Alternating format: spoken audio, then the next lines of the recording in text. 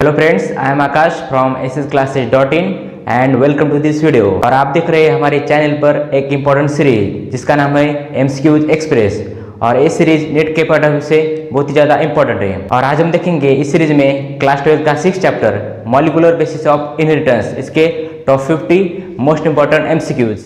Net के point of view से बहुत ही ज़्यादा इंपॉर्टेंट है क्योंकि इसका नेट में भी बहुत ज़्यादा वेटेज होता है। तो आपको बस एक काम करना है, इस वीडियो को एंड तक देखना है और एक भी क्वेश्चन मिस नहीं करना है। तो चलिए फ्रेंड्स, शुरू करते हैं आज का वीडियो।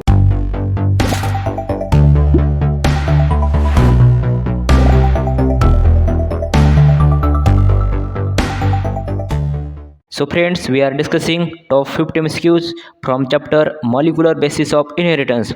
वीडियो देखते समय आपको एक काम करना है, जब मैं ऑप्शन शो करूंगा तो आपको उस टाइम उस क्वेश्चन को ट्राई करना है। तो चलिए शुरू करते हैं।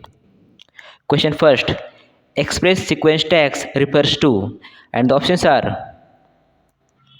And the correct answer is option B, genes express as RNA. जो ह्यूमन जीनोम प्रोजेक्ट किया गया था उसके दो मेथोडोलॉजीज थे, एक था एक्सप्रेस सीक्वेंस टैग्स और सेकेंड था sequence annotation.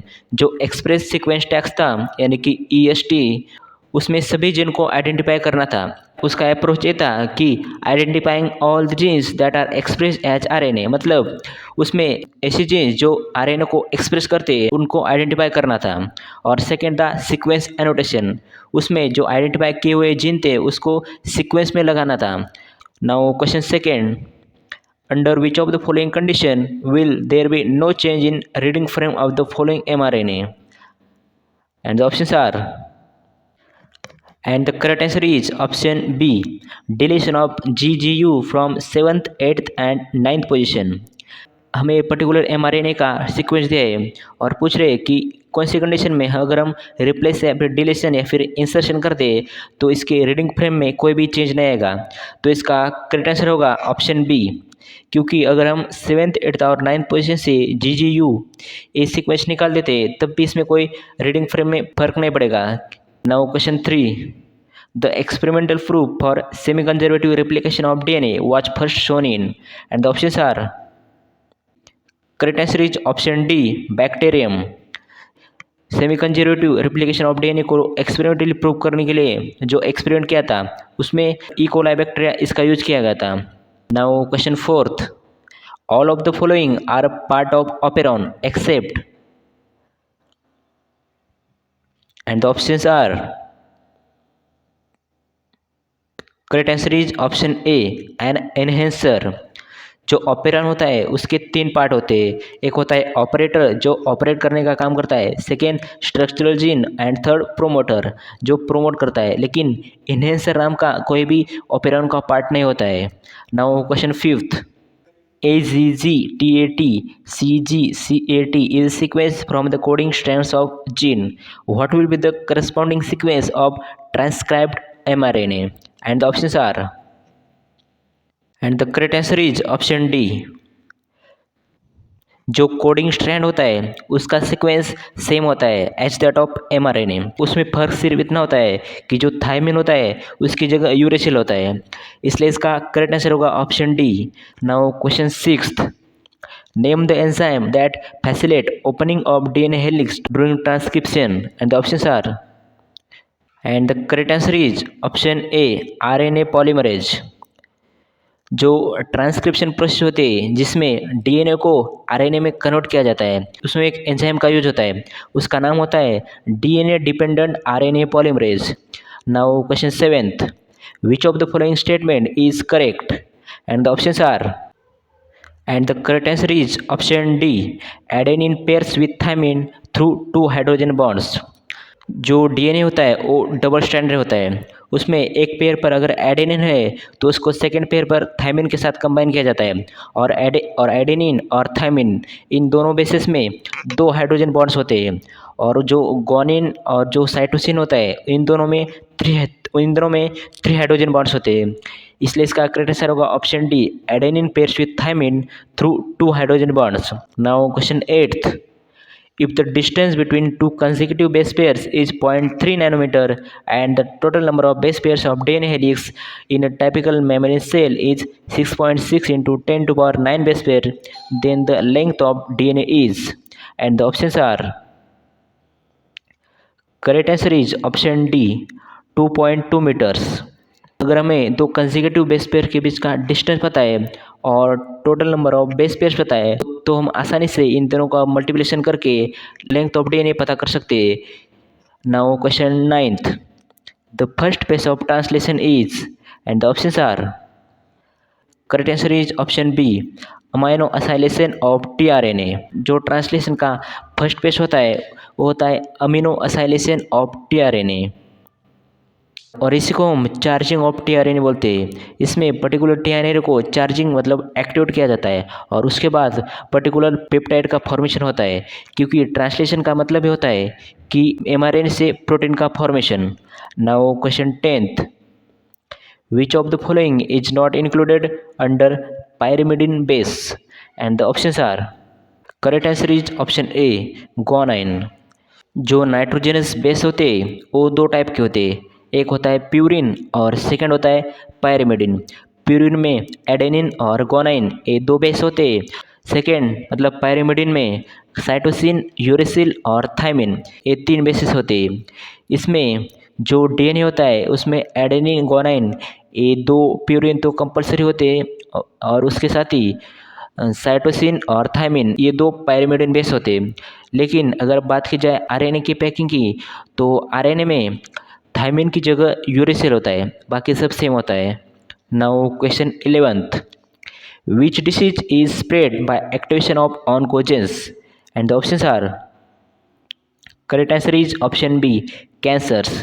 Question 12th, flow of information in central dogma of biology is and the options are correct answer is option A DNA to RNA and then protein. जो Francis Crick थे उन्होंने जो central dogma दिया था उसमें जो information flow होता है वो डीएनए टू एमआरएनए और फिर एमआरएनए टू प्रोटीन होता है। डीएनए से आरएनए का फॉर्मेशन ए ट्रांसक्रिप्शन इस प्रोसेस से होता है और एमआरएनए से प्रोटीन इसका फॉर्मेशन ए ट्रांसलेशन इस प्रोसेस से होता है।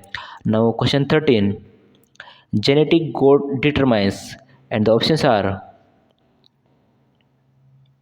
Correct answer is option A sequence of amino acid in protein chain.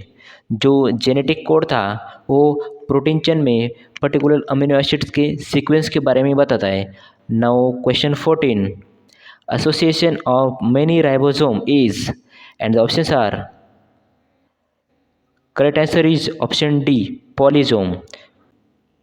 The bond form as a result of dehydration synthesis reaction between two nucleotides is called as and the options are and the correct answer is option D phosphodiester bond. Now question 16, which one of the following is a real inducer of lack of operon and the options are correct answer is option C allolactose. Allolactose is a real inducer of lack of operon. Now question 17, which is not true about PCR, that is polymerase chain reactions and the options are correct answer is option C only RNA can be used as primer। जो polymerase chain reaction होता है उसके बारे में बाकी तीनों statements ये बिल्कुल सही है। जैसे कि PCR can amplify very small amount of DNA. जो पीसीआर होता है वो स्मॉल अमाउंट ऑफ डीएनए को एम्पलीफाई करके उसके अमाउंट को बढ़ा देता है। और जो सेकेंड ऑप्शन है it can be use to detect HIV in suspects, ये भी बिल्कुल करेक्ट होगा क्योंकि पीसीआर HIV डिटेक्शन के लिए भी यूज किया जाता है। और use to detect mutation in genes, जिन में जो म्यूटेशन होता है उसको डिटेक्ट करने के लिए भी हम पीसीआर यानी कि पॉलीमरेज चेन रिएक्शन का यूज करते हैं। लेकिन only RNA can be used as a primer, ये बिल्कुल रॉन्ग होगा क्योंकि जो प्राइमर का यूज हम करते हैं उसमें RNA, DNA या फिर प्रोटीन कुछ भी हो सकता है। Now question 18, in a polysaccharide chain the individual monosaccharides are linked by which bond and the options are correct answer is option B glycosidic bond। जो पॉलीसैकेराइड होता है उसमें जो इंडिविजुअल मोनोसैकेराइड होते हैं वो एक दूसरे से ग्लाइकोसिडिक बॉन्ड से अटैच होते हैं। Now question 19, the distance between two adjacent nucleotide base pair in DNA is and the options are correct answer is option D 0.34 nanometer. At the time of transcription, synthesis of mRNA takes place in, and the options are, correct answer is option A 5 to 3 जो transcription process होती है जिसमें कि DNA को mRNA में convert किया जाता है, इस प्रोसेस में सिंथेसिस ऑफ एमआरएनए ए 5 to 3 इस सीक्वेंस में होता है। Now question 21, in a transcription unit RNA polymerase binds to, and the options are, correct answer is option A promoter. Transcription process में जो ट्रांसक्रिप्शन यूनिट होता है उसमें डीएनए डिपेंडेंट आरएनए पॉलीमरेज इस एंजाइम का यूज किया जाता है और ये एंजाइम प्रोमोटर को बाइंड करता है और उसके बाद प्रोसेस स्टार्ट होती है। Now question 22, genes does not produce, and the options are, and the correct answer is option B sugar. कोई भी जीन एमआरएनए पॉलीपेप्टाइड या फिर एंजाइम को प्रोड्यूस करता है लेकिन कोई भी जीन ये शुगर को प्रोड्यूस नहीं करता। Now question 23, genetic code is degenerate because, options are, and the correct answer is option D many codons have same meaning. Now question 24, a strands of DNA has base sequence this, the base sequence on the other strands would be, and the options are, हमें एक particular DNA का sequence दिया है और पूछ रहे DNA के other strands का सीक्वेंस क्या होगा। Now question 25, central dogma of molecular biology was modified with the discovery of, and the options are, correct answer is option D reverse transcriptase. जो फ्रांसिस क्रिक का सेंट्रल डोगमा था उसमें जो information का flow है वो डीएनए टू एमआरएनए और mRNA to protein ऐसा था। इसका मतलब जो डीएनए टू एमआरएनए वो ट्रांसक्रिप्शन इस प्रोसेस से होता है और जो एमआरएनए से प्रोटीन का फॉर्मेशन होता है वो ट्रांसलेशन इस प्रोसेस से होता है। लेकिन बाद में ऐसा देखा गया जो वायरस से उसमें आरएनए से डीएनए का फॉर्मेशन होता है। इसका मतलब इंफॉर्मेशन का ऑपोजिट फ्लो हो रहा है जो कि फ्रांसिस क्रिक ने बताया था। तो जो आरएनए से डीएनए का फॉर्मेशन होता है इसमें रिवर्स ट्रांसक्रिप्टेज इस एंजाइम का यूज होता है। फ्रेंड्स, अभी तक हमने इस वीडियो के हाफ क्वेश्चन कवर किए और अभी तक आपने इस वीडियो को लाइक नहीं किया है तो जल्दी से एक लाइक कीजिए और इस वीडियो को जितना हो सके अपने फ्रेंड्स के साथ शेयर कीजिए और हमारे चैनल साइंस के साथ को सब्सक्राइब कीजिए।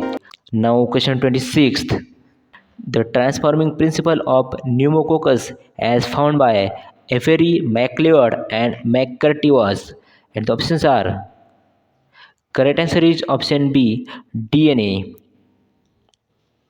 जो ग्रिफिथ नाम के साइंटिस्ट थे उन्होंने ट्रांसफॉर्मिंग प्रिंसिपल किया था और उसके बाद एवरी, मैकलियोड और मैककर्टी इन तीन साइंटिस्ट ने इस पर और भी ज़्यादा इन्वेंशन किया था।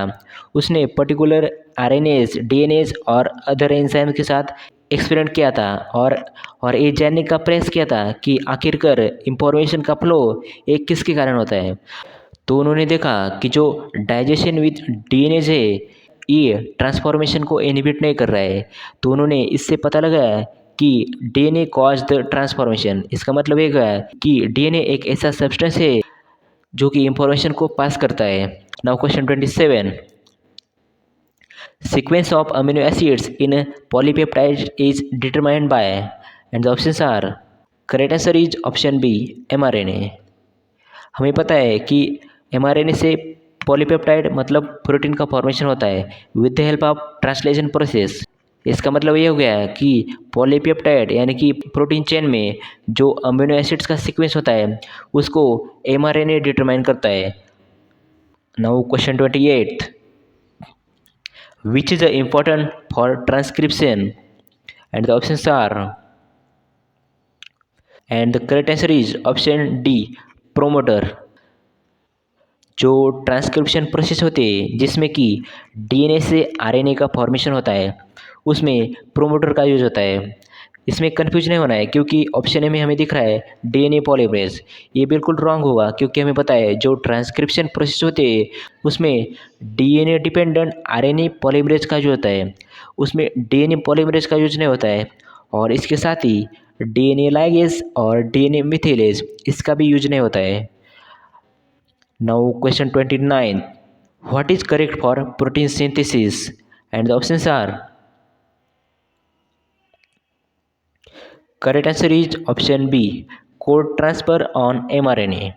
अभी अभी हमने डिस्कस किया था कि जो प्रोटीन का सिंथेसिस है वो एमआरएनए से होता है। इसका मतलब यह क्या है कि जो प्रोटीन चेन में अमीनो एसिड्स होते हैं उसकी सीक्वेंस को एमआरएनए कोड करते हैं।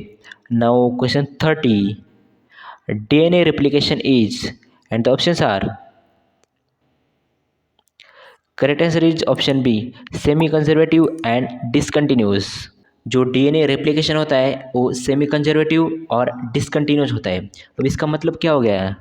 इसका मतलब ये हो गया, जो सेमी कंजर्वेटिव डीएनए रेप्लिकेशन है उसके लिए साइंटिस्ट ने एक स्कीम दी थी। उस स्कीम ये बताते हैं कि डीएनए के दो स्ट्रैंड सेपरेट होते हैं और हर एक strand as a template act करता है और फिर उस पर्टिकुलर टेम्पलेट स्ट्रैंड से न्यू डीएनए का फॉर्मेशन होता है।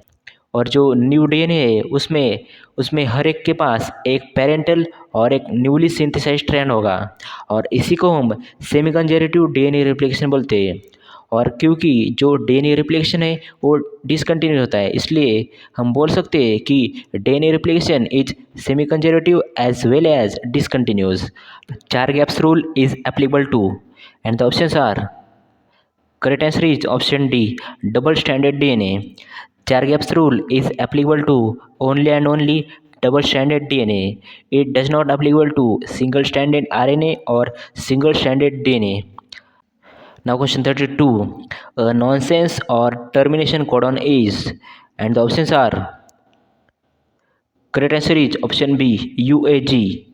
UAG is a nonsense or termination codon. Termination codon ऐसे कोडॉन होते हैं जो कि किसी अमीनो एसिड को कोड नहीं करते और इसको हम स्टॉप कोडॉन भी बोलते हैं। ऐसे जेनेटिक कोड में टोटल 3 स्टॉप टर्मिनेटर कोडॉन्स होते हैं, वो है UAA, UAG और UGA। Now question 33, which of the following is not a stop और nonsense codon? And the options are, correct answer is option D, UUU। अभी हमने देखा कि जो स्टॉप कोडॉन होते हैं वो किसी भी अमीनो एसिड को कोड नहीं करते, लेकिन जो UUU है वो फिनाइल एलेनाइन इस अमीनो एसिड को कोड करता है। अब जेनेटिक कोड में टोटल 3 स्टॉप टर्मिनेटर कोडॉन है, उसको हम ऐसे याद रखते हैं, उल्लू आया, सेकेंड उल्लू आ गया और थर्ड उल्लू गया। इस पर्टिकुलर ट्रिक से हम 3 स्टॉप टर्मिनेटर कोडॉन को याद रख सकते हैं। Now question 34, in eukaryotes transcription occurs in, and the options are, correct answer is option C, nucleus. Eukaryotes में जो ट्रांसक्रिप्शन होता है वो सेल के न्यूक्लियस में होता है। Now question 35, matching DNA sequence of criminal with suspect is known as, and the options are, correct answer is option B, DNA fingerprinting। Criminal यानी कि जिसने क्राइम किया है और सस्पेक्ट मतलब जिस पर हमें शक है, डीएनए क्रिमिनल के डीएनए सीक्वेंस को जब हम सस्पेक्ट के डीएनए सीक्वेंस से मैच करवाते हैं तो हम इस प्रोसेस को डीएनए फिंगरप्रिंटिंग बोलते हैं। डीएनए फिंगरप्रिंटिंग से हम आसानी से पता लगा पाते हैं कि किसने क्राइम किया है। Now question 36, who prove that DNA is basic genetic material? And the options are, correct answer is option D, Hershey and Chase. वैसे तो डीएनए जेनेटिक मटेरियल है क्या नहीं, इसके लिए बहुत सारे साइंटिस्ट ने अपने एक्सपेरिमेंट किए थे, जैसे Griffith, Watson and Crick, Hershey, Chase, Boveri and Sutton. लेकिन सबसे सक्सेसफुल एक्सपेरिमेंट था वो था हार्से एंड चेज इनका experiment. Now question 37, reverse transcriptase, options are, correct answer is option A, translates viral RNA to central DNA. जो reverse transcriptase enzyme होता है वो वायरल आरएनए को सेंट्रल डीएनए में कन्वर्ट करता है और ये पर्टिकुलर एंजाइम वायरस में होता है। Now question 38, in eukaryotes which of the following is remove initially transcribed RNA before it is transcribed to the cytoplasm for translation? And the options are, correct answer is option B, enteron. Enteron A RNA में ऐसा non coding sequence होता है जो कि किसी को भी code नहीं करता है और इसी कारण इस एंट्रॉन सीक्वेंस को ट्रांसलेशन प्रोसेस के पहले रिमूव किया जाता है। और जो एक्सॉन होता है वो कोडिंग सीक्वेंस होता है। और ये हमारे काम का सीक्वेंस होता है। Now question 39, the process of splicing in eukaryotes and the options are, correct answer is option C, represent the dominance of RNA world. जो स्प्लाइसिंग प्रोसेस होते हैं यूकैरियोट्स में, जो कि ट्रांसलेशन प्रोसेस के टाइम होते हैं, ये प्रोसेस हमें आरएनए वर्ल्ड की डोमिनेंस के बारे में बताते हैं। Now question 40, the process of RNA splicing shows, correct answer is option B, RNA world. Now question 41, the core polymerase is capable of catalyzing which steps of transcription, and the correct answer is option B, elongation। जो DNA dependent RNA polymerase होता है, जो कि transcription इस process के लिए useful होता है, वो ओनली एंड ओनली एलोंगेशन इस स्टेप को कैटालाइज करता है। जो इनिशिएशन और टर्मिनेशन प्रोसेस होते हैं, इन दोनों को ये एंजाइम कैटालाइज नहीं करता है। जो इनिशिएशन प्रोसेस होते हैं उसको इनिशिएशन फैक्टर या फिर उसी को हम सिग्मा बोलते हैं, और जो टर्मिनेशन प्रोसेस होती है उसको टर्मिनेशन फैक्टर या फिर रो फैक्टर ए कैटालाइज करते हैं। Now question 42, in most prokaryotes the transcription unit is, correct answer is option B, polycistronic. Prokaryotes में ट्रांसक्रिप्शन यूनिट ये पॉलीसिस्ट्रोनिक होता है, और बात की जाए यूकैरियोट्स की तो यूकैरियोट्स में ट्रांसक्रिप्शन यूनिट ये मोनोसिस्ट्रोनिक होता है। Now question 43, the DNA dependent DNA polymerase catalyses, and the options are, correct answer is option B, only in 5' to 3' direction. जो डीएनए डिपेंडेंट डीएनए पॉलीमरेज होता है वो रेप्लिकेशन ऑफ डीएनए के लिए use किया जाता है, और उसका जो फंक्शनिंग सीक्वेंस होता है वो होता है 5' to 3' इस डायरेक्शन में। Now question 44, reverse transcriptase is, and the correct answer is RNA dependent DNA polymerase, option B. जो रिवर्स ट्रांसक्रिप्टेज एंजाइम होता है जो कि वायरस में होता है, उसका काम होता है आरएनए को डीएनए में कन्वर्ट करना। Now question 45, what non radiative isotope was used by Meselson and Stahl in his experiment, and the options are, and the correct answer is option C, 15 nitrogen. Meselson और Stahl इन्होंने 1958 में एक experiment किया था। उसमें ये prove करना था कि DNA a semi conservatively replicates करता है या फिर नहीं। इसमें उन्होंने इकोलाई इस बैक्टीरिया का यूज किया था, और इसके साथ ही उन्होंने एक नॉन रेडियोएक्टिव आइसोटोप का यूज किया था जो था 15 नाइट्रोजन।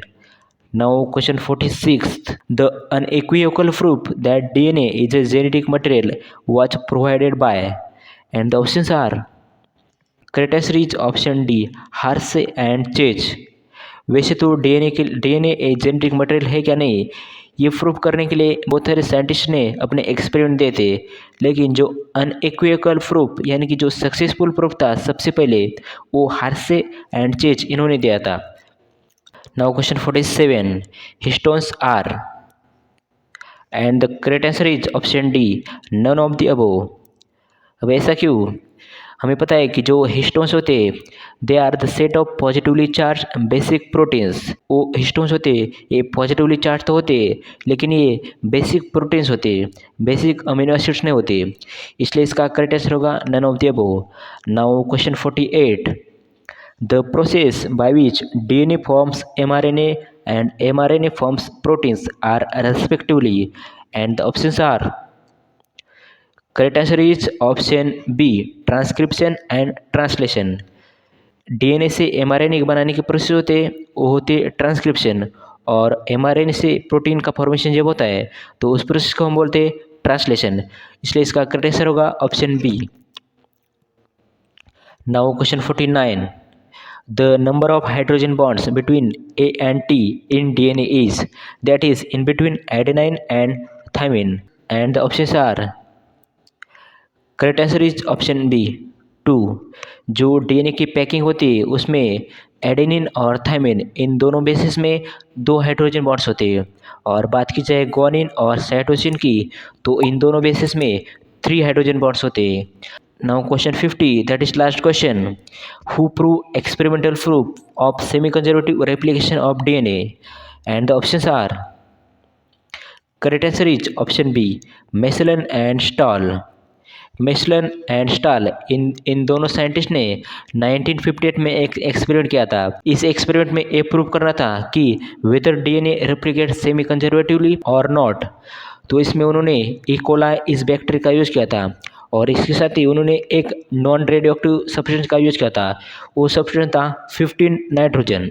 तो फ्रेंड्स, ये हो गए इस पर्टिकुलर चैप्टर के top 50 most important repeated and frequently asked top 50 MCQs. अभी तक आपने इस वीडियो को लाइक नहीं किया है तो जल्दी से लाइक कीजिए और जितना हो सके इस वीडियो को अपने फ्रेंड के साथ शेयर कीजिए और हमारे चैनल साइंस के साथ को सब्सक्राइब कीजिए। तो फ्रेंड्स, मिलते हैं एक ऐसे ही इंटरेस्टिंग और यूजफुल वीडियो के साथ। तब तक के लिए goodbye and all the very best.